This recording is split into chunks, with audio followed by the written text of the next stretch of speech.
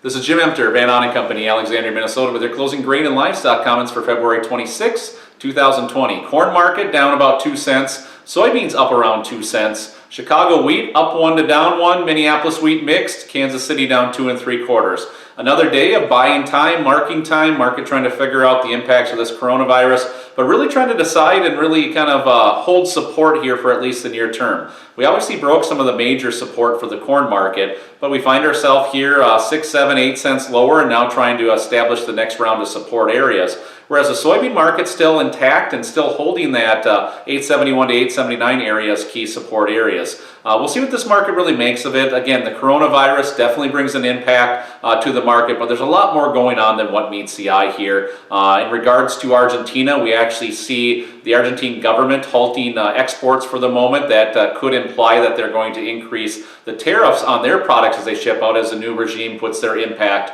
on the grain markets, which again could help some potential bean business come our way and possibly corn business if they would increase these tariffs. So that's why the markets are going to chop here a little bit. The springtime tends to be a more favorable time. We're stuck here in a 15 to 30 day pattern where we tend to see some liquidation, some weakness to begin with.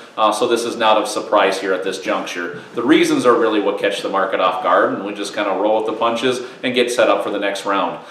Feeder cattle on the day up 110, live cattle down 95, hog market up 47.5. So really a mixed trade there. Cattle market, feeder cattle market showing both sides with the live cattle losing a little bit of steam, feeders trying to hold support, but we're down at key levels for the meat markets too. And again, it's just a matter of consumptive demand measures and economies of scale, and that'll really set the tone here as we work ahead. Biggest thing is we're down near some lows, okay? You know, we've got to work through that, but really kind of setting the stage for this next move for both the grains and for the meats. This is seasonally a time where we tend to see these lows. So again, we'll pick up the base and see what we can do in the months of March and April, but for right now, we'll see how we close out February. This has been Jim Emter, Ahn Co, Alexandria, Minnesota. Trading in futures and options involves risk of loss and is not suitable for all producers. Past performance is not indicative of future results. This is a solicitation. Have a great afternoon.